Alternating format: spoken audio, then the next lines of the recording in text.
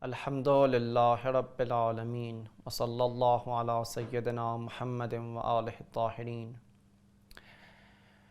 علم حضوری کے حوالے سے آپ کی خدمت میں یہ نکات بیان ہو گئے کہ علم حضوری وہ علم جہاں پر آپ معلوم کو بغیر واسطے کے پا رہے ہوتے اور اس پہ مکمل طور پر بھروسہ کیا جا سکتا ہے۔ اور پھر علم حصولی کے حوالے سے بھی یہ نکات بیان ہو چکے کہ علم حصولی کی دو قسمیں، تصور و تصدیق۔ تصدیق کی بھی دو قسمیں، بدیہی اور نظری۔ اور بدیہی وہ جملات تھے جہاں پر آپ اس جملے کے اجزاء اور پارٹس کو تصور کرتے ہی فوراً سے اس جملے کی تصدیق کر دیا کرتے۔ لیکن اصل مشکل، اصل پرابلم ہے ہمارے لیے علم حصولی میں تصدیقی نظری جملات۔ ہم ان پر کیسے یقین حاصل کریں، ہم کیسے ان جملات کو مانیں، ان کو ایکسیپٹ کرنے کے لیے کیا طریقہ کار ہے۔ ظاہر سی بات ہے ہم ان جملات کو بعلم حضوری تو نہیں پا رہے ہوتے، ہم ان جملات کی تصدیق کے لیے ان پر احاطہ تو نہیں رکھتے کہ ہم ان پر احاطہ رکھ کر ان کے بارے میں 100% کہہ سکیں کہ یہ جملہ درست ہے یا وہ جملہ درست ہے یا غلط ہے۔ ان کے بارے میں فیصلہ نہیں کر پا رہے۔ جب ڈائریکٹلی ان جملات کو اپنے اندر نہیں پا رہے تو ان کو ایکسیپٹ کرنے اور ماننے کے لیے کیا طریقہ کار بچے گا ہمارے پاس؟ بس ایک ہی راستہ ہے کہ انڈائریکٹلی ہم کوشش کریں کہ ان جملات کو مان لے، انڈائریکٹلی ان جملات کو یقینی بنوائے۔ وہ کیسے؟ وہ ایسے کہ ہم نے اپنے دو مضبوط پلر کھڑے کر لیے۔ کون سے دو پلرز؟ ایک علم حضوری کا پلر جو مضبوط یقینی ہے، اس پر مکمل طور پر بھروسہ کیا جا سکتا۔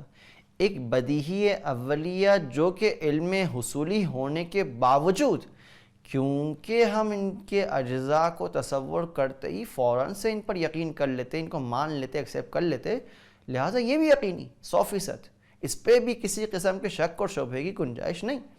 تو یہ دو مضبوط پلرز ہیں۔ ان دو پلرز پر اگر ہم نے اپنے تصدیقی نظری جملات کے بلڈنگ کھڑی کر لی تو اس تصدیقی نظری جملات کو اگر ان دو مضبوط پلر پر استوار کیا گیا، کھڑا کیا گیا، تو وہ نظری تصدیقی جملات بھی قابل بھروسہ بن سکیں گے، ان پر بھی اعتماد کیا جا سکے گا۔ کیوں؟ مثال کے طور پر اگر میں نے ایک تصدیقی نظری جملے کو اپنے اس بدیہی اولیہ جملے کے بیس پر کھڑا کر دیا اور اسے اس طرح ثابت کیا کہ اگر ہم یہ مان لیں کہ یہ میرا تصدیقی جملہ، اس کو طریقہ یہ کہ ہم یہ فرض کر لیں کہ تصدیقی جملہ میرا غلط ہو، تو اس کے کیا نتائج برآمد ہوں گے۔ اس کے سامنے آنے والے نتائج کو دیکھ کر اگر ہمارے سامنے یہ واضح ہو گیا کہ اگر ہم نے اس تصدیقی نظری جملے کو رد کر دیا تو اس سے ہمارا جو مضبوط پلر ہے بدیہی اولی کا، اس پر درار پڑ رہی ہے، یہ جو یقینی اور مضبوط تھا، یہ جو 100% تھا، اس کے نادرست ہونے کا باعث بن جائے گا۔ تو اس کا مطلب ہے کہ یہ جب درست تھے تو وہ تصدیقی نظری جملہ بھی جس کو ہم نے غلط فرض کر رکھا تھا وہ غلط نہ تھا بلکہ وہ بھی جملہ درست تھا۔ لہٰذا اگر ہم نے ان کو پلٹا دیا ان بدیہی اولیہ جملات کی طرف، اگر ہم نے ان تصدیقی نظری جملات کو پلٹا دیا علم حضوری کی طرف، جو دونوں مضبوط پلرز ہیں، ان دونوں مضبوط اور مستحکم پلرز پر ان کو پلٹا دیا، ان کو کھڑا کر لیا، تو وہ بھی اتنے ہی مضبوط ہو جائیں گے اور انہیں بھی مانا جا سکے گا۔ کیوں؟ کیونکہ نظری تصدیق اس صورت میں قابل بھروسہ ہے کہ جب عقلی اور معتبر دلیل سے اسے بدیہی تصدیقوں پر پلٹایا جا سکے۔ یعنی نظری تصدیق کو اس بدیہی تصدیق کے نتیجے میں مانا جائے کہ یہ جو بدیہی تصدیق ہم نے مانی تھی، بدیہی جملہ جو ہم نے مانا تھا، اس کا نتیجہ یہ نکل رہا ہے کہ ہم اس نظری جملے کو بھی، جس کے لیے ہم دلیل کے محتاج تھے، اس بدیہی جملے کی خاطر ہم اسے بھی مان لیں۔ بس بالفاظ دیگر نظری تصدیقی جملہ اس وقت قابل بھروسہ ہوگا جب ایک معتبر اور مستدل دلیل کے ذریعے ہم اسے ان بدیہی جملات یا اس علم حضوری کے بیس پر کھڑا کر سکے۔ بیس اور مبنا اور پلرز ہمارے پاس یہی دو ہے، ان دو پلرز پر اگر ہم کسی تصدیقی نظری جملے کو کھڑا کر پائے تو وہ جملہ بھی ہمارے لیے قابل بھروسہ اور اعتماد بن جائے گا۔ البتہ یہ ممکن ہے کہ ایک نظری تصدیق کو بدیہی تصدیق کی طرف پلٹانے کے لیے آپ کو کئی دفعہ استدلال کرنا پڑے، کئی دفعہ دلیلیں پیش کرنی پڑے، دلیل کے بعد دلیل، دلیل کے بعد دلیل، یہاں تک کہ آپ ایک بدیہی جملے تک پہنچ سکے۔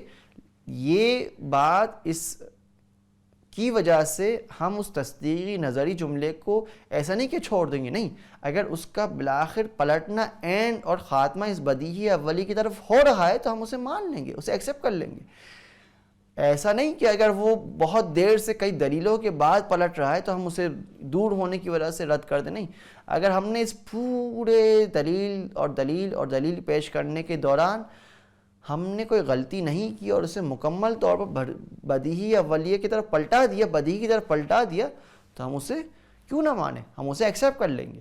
لہٰذا نظری تصدیقی جملات کو انڈائریکٹلی مانا جا سکتا ہے اگر ہم ان کو علم حضوری کی طرف یا بدیہی اولیہ کی طرف پلٹائے۔ لیکن اب یہ سوال باقی رہتا ہے کہ یہ کہاں سے پتہ چلے کہ ہم نے جو دلیل پیش کی ہے، ہم جو معتبر استدلال لے کر آئے، وہ قابل اعتبار بھی ہے، وہ قابل بھروسہ بھی ہے، اس پر اعتماد بھی کیا جا سکتا ہے۔ یہ ہمیں کہاں سے پتہ چلے؟ ہم ان دلیل پر، ہم ان دلائل پر کیسے بھروسہ کر سکتے؟ ظاہر سی بات، اس کا جواب یہ ہوگا کہ وہ جو دلیل پیش کی جا رہی ہے، یا تو وہ ڈائریکٹلی اولیات میں سے، بدیہیات میں سے، یا وہ دلیل بھی خود نظری ہے، تو اس دلیل کو ماننے کے لیے بھی دوسری دلیل کے محتاج ہوں گے، دوسری دلیل کو ماننے کے لیے تیسری دلیل کے محتاج ہوں گے، یہاں تک کہ دلیلوں کا سلسلہ اس تک پہنچے گا کہ ایک ایسی جگہ پہنچے گا جہاں پر ہم دلیل کے محتاج نہ ہوں، یعنی ہم بدیہیات تک پہنچ جائے، ان سیلف ایویڈنٹ جملات کی طرف پہنچ جائے جو خود اپنے پیروں پر کھڑے ہوئے ہیں۔ اب وہاں پر ہم دوسری دلیل کے محتاج نہیں ہوں گے۔ ایک چھوٹی سی مثال اپنی خدمت میں پیش کرتے ہیں۔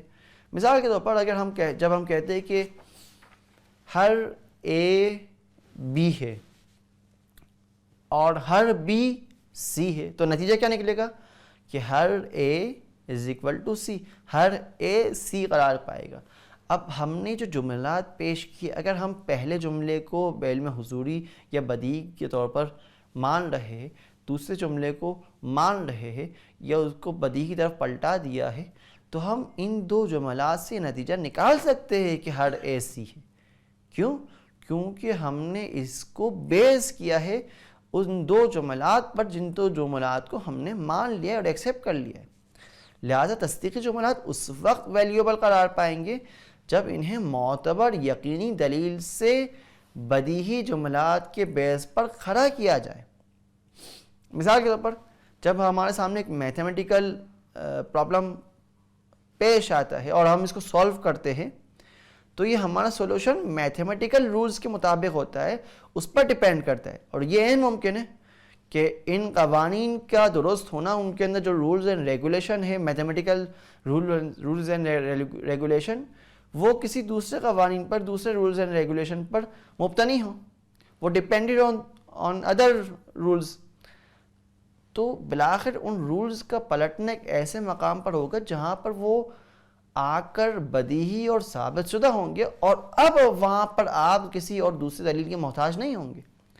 لہٰذا اگر ہم نظری تصدیقی جملات کو بدیہی تصدیقی جملات کے بیس پر کھڑا کر لیا ہم نے، تو وہ قابل اعتماد اور بھروسہ بن جائیں گے، اور پھر وہ سچے جملات کہلائیں گے۔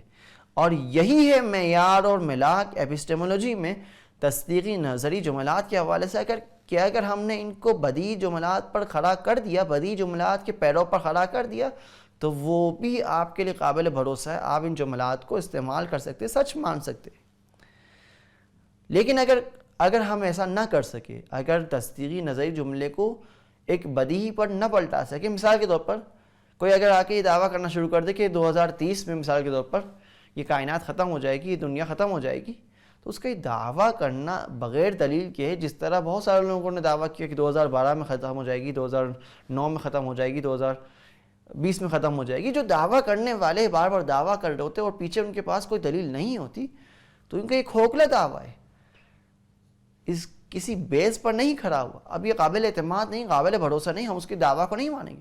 ہاں، لیکن یہ بات بھی خاطر نشان کرنا ضروری ہے، ذہن میں رکھنا ضروری ہے کہ یہ بھی عین ممکن ہے کیونکہ تصدیقی نظری جملہ ہو اور سچا بھی ہو لیکن ہمارے پاس اس کے لیے دلیل موجود نہ ہو. لیکن ایکسیپٹ کرنے کے لیے اور ماننے کے لیے بس ایک ہی معیار ہے، دلیل کا ہونا. دلیل ہوگی تو ہم اسے قبول کریں گے، دلیل ہوں گی تو ہم اسے رد کریں گے. مانے بھی تو دلیل کے ساتھ، رد بھی کرے تو دلیل کے ساتھ. ہر جگہ ہم دلیل کے محتاج ہیں. کہاں پر؟ تصدیقی نظری جملات میں. یہ وہ جگہ ہے جہاں پر اگر ہمارے پاس دلیل ہوئی تب ہم اسے مان سکتے ہیں یا رد کر سکتے ہیں. بغیر دلیل کے ہم اس کے بارے میں کوئی فیصلہ نہیں کر سکیں گے. وصلی اللہ علی سیدنا محمد وآلہ الطاہرین.